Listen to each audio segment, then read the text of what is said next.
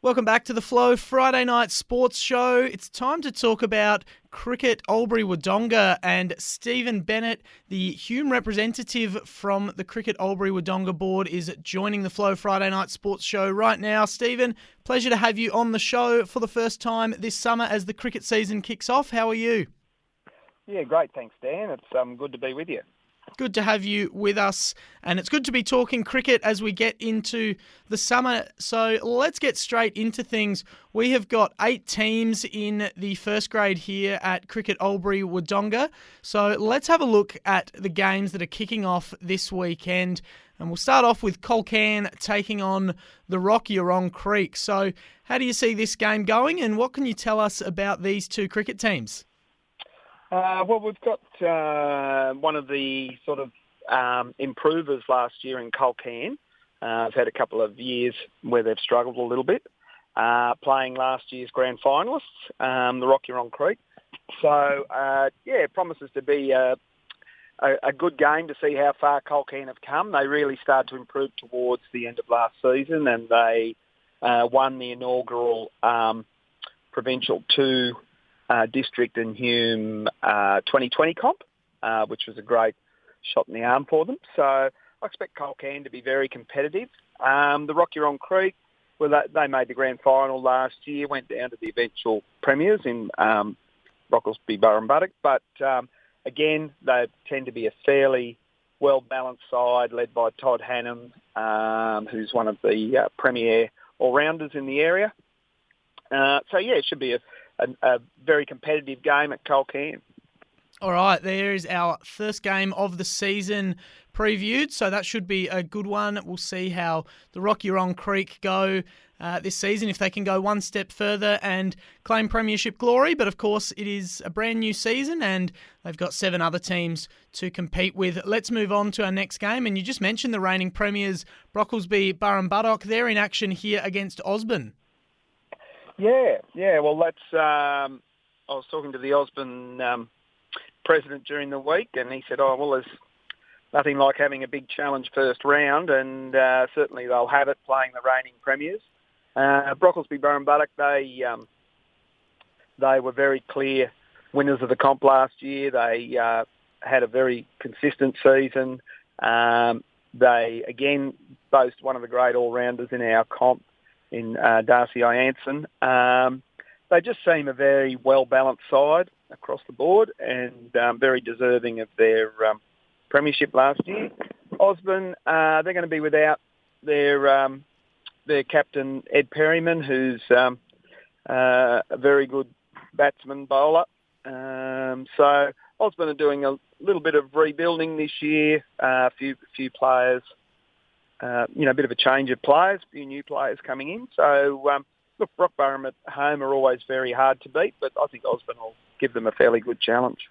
All right, well, the player turnover happens to everyone eventually at some point, so be interesting to see how Osborne handle that. And for Brock Burham, well, they're the reigning premiers, but it's the same deal as what it was with the Wodonga Cricket. This is a brand new season, and being the reigning premiers doesn't mean much going into a new summer of cricket. So we'll see if they can defend their title. Holbrook taking on Henty in our next game at Holbrook. How do you see this one going? Holbrook are another club, really, that have had a bit of a shake-up. They've got some former players coming back this year, which will greatly add to their playing strength. They're a side that last year, very young side, that probably struggled most of the year, but pulled off the odd upset. Henty are a side who probably underperformed a little bit last year according to their standards. They're a very proud club with high standards, so they'll be looking to bounce back and get off to a good start. I reckon this could be almost the match of the round here down at Holbrook. Two sides that are really looking to improve their stocks this year. All right, and our last match for the opening round of the season, Rand taking on Walla Walla. Yeah, that's so two of the great competitors from the old Brocklesby comp, Rand and Walla Walla. Rand won a number of premierships in a row, just going a few years back, and brought that into the new comp in CAW Hume. Walla Walla have been thereabouts the last couple of years, probably unlucky not to snag a premiership, but they are a very well run, well skilled side. Again, should be a very good game at Rand. You probably lean towards the locals. They have the reputation as the best afternoon tea in the league, so that might have a bit of play. But it should be a good game at Rand. Well, I wasn't going to ask this just yet, but you've led me right into it. I want to ask about the afternoon tea situation because I know it's a big part of cricket culture. There's actually a Facebook page I follow called That's Over and Tea, which showcases all the best tea from around the country's local cricket clubs. So you think Rand are the team to beat in terms of providing the afternoon tea? Well, this is what I'm told. I haven't been to a Rand afternoon tea, but everybody talks it up. The other one that gets spoken of highly is Osborne's afternoon tea. But some of the Osborne boys have said the Rand one is pretty good, so I think that makes them the unofficial leaders of the pack in that regard. All right, well, there's two competitions going on here. There is the competition to win the premiership and be the best team, and there is also the competition to provide the best afternoon tea. And, well, I think we'll be watching the real cricket comp a little bit more closely, but I am keen for updates on who's got the best afternoon tea as well. So we'll see how that goes as the season progresses. And, of course, it all comes down to volunteers, doesn't it, in terms of bringing the afternoon tea and basically making the day happen at 4 different locations every weekend. So how strong is the volunteer drive going into the new season? Look, a lot of the clubs have a proud history and they have a good volunteer base. There's no doubt to get onto the get out to play. Clubs need that. Involved with mowing the grounds, just even setting up the grounds. All our junior coaches and scorers, as well as people who do the scoring and sort of help out behind the scenes in the senior grades. So we are blessed with some really good volunteers in Cricket Albury Wodonga Hume. We couldn't do it without them. Huge appreciation for the volunteers that make all the games happen every week indeed. Just before we start to wrap up, just because we're going into round one, we better clear up exactly what rules are being played by here. I know that there are, pretty obvious rules of cricket at play, but how many overs are each team batting and bowling for? And is it just one-day games every weekend?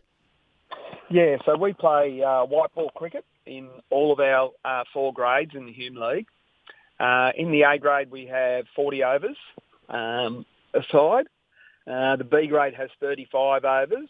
16s is a mixture of 2-day 40 over and 1-day 25 overs. And in the under 13s, we have 25 overs or as many as we can get in. They run under a modified format, so sometimes they can get up to 30 overs in. All right, very good. Good to have that information before the season kicks off. And we've also got the second grade in action this weekend. Lockhart taking on Colcan, Osborne taking on Brockburham, Henty against Holbrook, and Walla Walla taking on Oaklands. So what I'm noticing here is it's a bit different from the footy season setup where the B grade games mirror the A grade games. Yeah, it is a little bit different. We also have different teams in each grade. So in the A grade, both grades have got 8 teams, but in the A grade we have the Rocky Rong Creek and Rand as standalone sides, and in the B grade we have Oaklands and Lockhart as standalone sides. So that just means that we have more clubs involved, but in the B grade, for those clubs that are standalone, they're not don't feel that they're up to the A grade standard, but are still involved and valuable members of the comp. All right, Stephen Bennett, thank you very much for your time today. Before we wrap up, where are you going to be on Saturday? Are you getting out to watch any of these games for round one?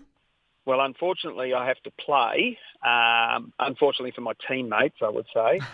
But so I'll be playing B grade for Osborne tomorrow out at Osborne. So I'm looking forward to the afternoon tea, looking forward to contributing to it and partaking in it.